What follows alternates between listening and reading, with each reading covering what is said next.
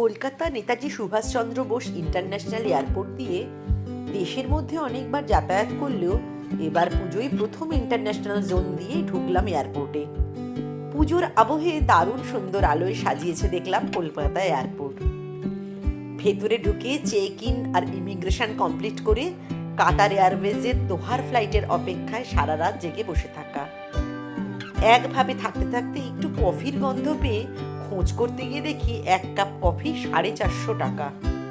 দাম শুনে ঘুম তখন এমনিতেই উড়ে গেছে চোখ থেকে। একটু এদিক ওদিক করে সময় কাটিয়ে উঠে পড়ি দোহার প্লেনে।